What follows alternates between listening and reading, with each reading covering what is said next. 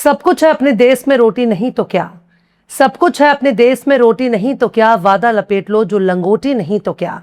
सलाम, नमस्ते, सत श्री अकाल। मैं हूं आपके साथ हर्षिता मिश्रा और आप देख रहे हैं टाइम्स मेल। पूरी दुनिया में इस वक्त भारत का डंका बज रहा है। चीन हमारे मोदी जी को देखकर कांप रहा है। पाकिस्तान हमारे मोदी जी को देखकर कांप रहा है। रूस हमारे मोदी जी को देखकर कांप रहा है। अमेरिका तो मोदी जी का नाम लेने में पैंट में पेशाब कर देता है। हर तरफ मोदी जी का डंका बज रहा है। हर तरफ भारत के विश्वगुरु बनने की चर्चा हो रही है। हर तरफ भारत को विश्वगुरु कहा जा रहा है। ऐसा लगता है मोदी जी ने हमारे देश को विश्वगुरु बनाने में कोई कसर नहीं छोड़ी, कोई कमी नहीं छोड़ी। मोदी जी भारत को विश्वगुरु बनाने पर तुल चुके हैं। विश्वगुरु की रेस में हमारे मोदी जी सबसे आगे नजर आ रहे हैं। पर कुछ लोग भारत को विश्वगुरु बनते नहीं देख सकते। कुछ लोग भारत को विश्वगुरु बनने ही नहीं दे रहे हैं। यूं समझ लीजिए कि हम विश्वगुरु बनने ही वाले थे, लेकिन कमबख्त बीच में मुसलमान आ गया। क्योंकि हम जिस रास्ते पर विश्वगुरु बनने के लिए दौड़ रहे थे, उसी रास्ते पर मुसलमान ने जा नमाज बिछा रखी है। उसी रास्ते में मुसल्ला बिछा रखा था। उसी रास्ते में मुसलमान नमाज पढ़ रहे थे और इसी वजह से भारत विश्वगुरु बनते बनते रह गया। तमाम परेशानियों की इस वक्त एक ही जड़ है और वो है मुसलमानों की नमाज। काश अगर मुसलमान सड़क पर नमाज ना पढ़ रहे होते, हमारा देश कब का विश्वगुरु बन चुका होता। उत्तर प्रदेश के मुख्यमंत्री कह रहे हैं कि अगर आबादी ज्यादा है, नमाज पढ़ने में दिक्कत हो रही है, शिफ्ट में नमाज अदा कर लो, नमाज वहीं पढ़ो जो जगह इसके लिए बनाई गई है। पर साहब, यहां तो उल्टा हो रहा है। हर मस्जिद के नीचे मंदिर तलाशे जा रहे हैं। कभी कोई अगरबत्ती लेकर मस्जिद की तरफ दौड़ने लगता है तो कभी धूप बत्ती लेकर मस्जिद की तरफ दौड़ पड़ता है। शोभा यात्रा भी मस्जिद पर जाकर ठहर जाती है। मस्जिद के सामने ही आकर रुक जाती है। मस्जिद के सामने ही कमर हिला हिलाकर डांस किया जाता है। एक से बढ़कर एक अश्लील और आपत्तिजनक गाने बजाने के बाद मस्जिद की याद आती है। मस्जिद को देखते ही भगवान की याद आने लगती है। तो बताइए, मुसलमान नमाज पढ़े तो कहां पढ़े। देश में कितनी मस्जिदों पर गैरकानूनी कब्जा है, वक्फ की जमीनों पर कब्जा। सरकार उन मस्जिदों से कब्जा हटा नहीं सकती, क्योंकि इन्हीं मस्जिदों की वजह से भारत विश्वगुरु नहीं बन पा रहा। अगर विश्वगुरु बनने में नमाज ही सबसे बड़ा रोड़ा है, फिर तो नमाज को ही बंद कर देना चाहिए। अगर मस्जिदें ही भगवान को याद करने का एकमात्र स्थान है, तो फिर तमाम मंदिरों पर ताले लगा देने चाहिए, या फिर मंदिर शब्द का नाम बदलकर मस्जिद कर देना चाहिए, ताकि मुस्लिमों की मस्जिद के नीचे मंदिर खोजने की जरूरत ही ना पड़े। शोभा यात्रा वाले तो मस्जिदों के आगे आकर ही भगवान को याद करते हैं। तो आखिर ये क्या साबित करने की कोशिश होती है? यही कि भगवान सिर्फ एक ही जगह पर है और वो मस्जिद में है। हम मस्जिद को ही मंदिर बना देते हैं। खैर, मंदिर मस्जिद के मुद्दे के दम पर ही नेताओं की तरक्की होती है, वरना उनके पास बोलने के लिए शब्द कम पड़ जाएंगे। उत्तर प्रदेश के मुख्यमंत्री कह रहे हैं कि सड़क नमाज पढ़ने के लिए नहीं है, सड़क चलने के लिए है। बात तो काफी दुरुस्त है, पर साहब, रामनवमी से लेकर दुर्गा पूजा तक सब सड़क पर ही होती है। क्या यूपी के सीएम का बयान सबके लिए है? क्या सब पर लागू होगा? लेकिन हमारे विश्वगुरु बनने में क्या इन मस्जिदों ने दिक्कत पैदा कर रखी है?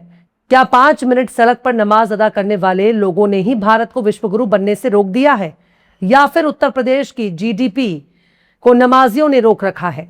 जिस देश में एजुकेशन सिस्टम का दिवाला निकल चुका हो, जिस देश में मजहबी आजादी पर ताला लग चुका हो, जिस देश में कट्टर हिंदुत्व का बुखार सड़ चढ़कर बोल रहा हो, जिस देश में वैज्ञानिक सोच ही गाय के गोबर, गाय के पेशाब से आगे ना बढ़ रही हो, उस देश को विश्वगुरु बनने से कौन रोक रहा है?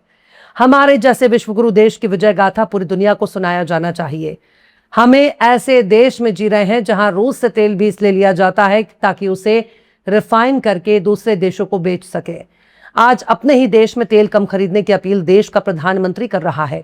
गाड़ी चलाने के लिए डीजल पेट्रोल कम खरीदने की अपील हो रही है। रुपया मजबूत हो, इसके लिए विदेश में निवेश ना करने की गुजारिश कर रहे हैं। लोगों को गैस नहीं मिल रही है, पर यहां सड़क पर नमाज एक बड़ा मुद्दा बन चुका है। लोगों को गैस नहीं मिल रहे और इंडक्शन इस्तेमाल करने पर बिजली के बिल उस बुलेट ट्रेन से भी ज्यादा तेज दौड़ रहा है, जिससे बुलेट ट्रेन का ख्वाब किसी जमाने में एक गुजराती बाबा ने दिखाए थे। सीएम योगी कहते हैं कि संख्या ज्यादा है तो कंट्रोल करो, सामर्थ्य नहीं है तो संख्या क्यों बढ़ाई जा रही है। इशारा साफ है कि नमाज तो बस एक बहाना है। योगी आदित्यनाथ मुसलमानों की आबादी पर कटाक्ष कर रहे हैं, पर सड़क पर नमाज पढ़ कौन रहा है? पूरी दुनिया ने देख लिया कि घर पर नमाज पढ़ने पर उत्तर प्रदेश में मुकदमे दर्ज होते हैं।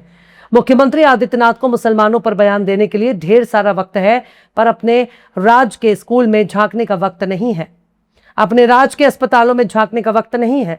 सरकारी महकमे में चल रहे भ्रष्टाचार को देखने का वक्त नहीं है। मुख्यमंत्री कानून की बात करते हैं, कहते हैं कानून सबके लिए बराबर है।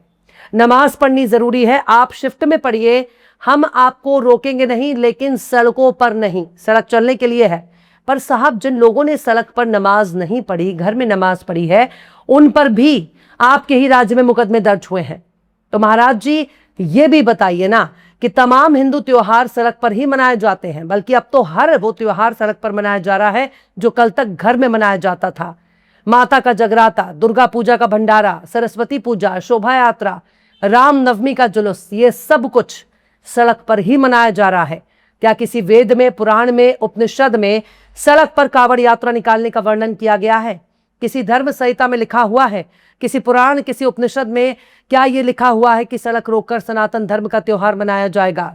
क्या ये कहीं लिखा हुआ है कि जब कावड़ यात्रा हो रही हो तो वो सड़क पर ही होगी और इसके लिए सड़क ही वन वे कर दी जाएगी? कानून सबके लिए बराबर है, पर क्या देश के मुख्यमंत्री, प्रधानमंत्री, राष्ट्रपति 4-4 घंटे तक सड़क जाम नहीं करते?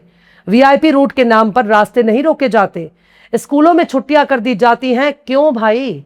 क्या इन नेताओं को स्वर्ग से धरती पर उतारा गया है जिनके लिए सड़क रोक दी जाएगी? वो सड़क जो आम आदमी के टैक्स से बनाई जाती है, इसी आम आदमी के टैक्स से तनख्वाह पाने वाला नेता, मंत्री, मिनिस्टर इन्हीं आम लोगों को कीड़े मकोड़े की तरह समझेगा। इन्हें घंटों तक रोक के इसलिए रखता है क्योंकि सरकार उनकी है, पुलिस प्रशासन उनका है, कानून सिस्टम उनका है।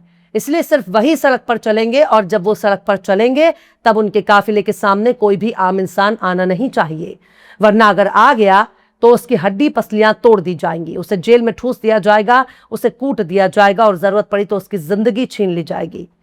और ये सारे काम वो नेता कर रहे हैं जो जनता के टैक्स पर पल रहे हैं। उनके मुंह में जाने वाला निवाला भी आम आदमी के टैक्स से वसूला जाता है। उनके तन पर नजर आने वाला लिबास भी आम आदमी के टैक्स से वसूला जाता है। उनके सिक्योरिटी से लेकर उनके रहने खाने, यहां तक कि सड़क पर घूमने के लिए भी पैसा आसमान से नहीं टपकता। ना ही ये पैसा किसी पेड़ पे फलता है, ना ये पैसा खेत में उगाया जाता है। ये पैसा आम इंसान के खून और पसीने से कमाई गई रकम से वसूला जाता है। और बदले में हमें आम आदमी को क्या मिलता है? आम आदमी के पैसे पर जो नेता बड़ी बड़ी बातें बोल रहे हैं, आम आदमी से वोट पाकर ही जो संसद में, विधानसभा में बैठे हैं और सांसदी और विधायकी का औहदा संभाल रहे हैं, क्या मुख्यमंत्री को जनता के मुद्दों पर बात नहीं करनी चाहिए? हम उस देश में जी रहे हैं जहां आधी रात में रेप पीड़िता की लाश खेत में जला दी जाती है। हम उस देश में जी रहे हैं जहां चोरी, चकारी, बलात्कार करने वाले लोग नेता, विधायक, सांसद बन जाते हैं। यहां बात सिर्फ एक उत्तर प्रदेश की नहीं है, बिहार और बंगाल में भी भारतीय जनता पार्टी की सरकार है। देश की सबसे बड़ी पार्टी भारतीय जनता पार्टी है। इसके बावजूद भी जिन जिन राज्यों में पहले से ही भाजपा की सरकार है, वहां के हालात देख लीजिए। मुसलमानों की बात छोड़ दीजिए, ये तमाम परेशानियां मुसलमानों से ज्यादा हिंदुओं के लिए हैं। एक नागरिक के तौर पर हम, आप और हम सब खुद को कहां देखते हैं? अगर नमाज की वजह से भारत विश्वगुरु बनने से दूर रह गया है तो वाकई नमाज एक बहुत बड़ी मुसीबत है। इसे तो बंद करने में ही देश की भलाई है। अगर सड़कों पर नमाज पढ़ने से रोका जा रहा है तो क्या ये जितनी परेशानियों का जिक्र किया है, क्या वो खत्म हो जाएंगे? अगर नहीं तो फिर शायद गुमराह करने की कोशिश हो रही है। पर यहां तो ये हाल है कि अपना चड्डी, बनियान, लगोट, पैंट, धोती फट जाए, पर मौली साहब की लुंगी में अगर छेद हो जाएगा तब तो बड़ा मजा आएगा। और जब तक ऐसी सोच मौजूद रहेगी तब तक एक नागरिक के तौर पर आम आदमी की औकात ढेले बराबर भी नहीं है। शायद इसलिए भारत को विश्वगुरु बनने के लिए पहले नमाज पर फैसला करना होगा, वरना हम तो विश्वगुरु बनने ही वाले थे, लेकिन बीच में नमाजी आ गए। खैर, समझदार के लिए इशारा ही काफी है।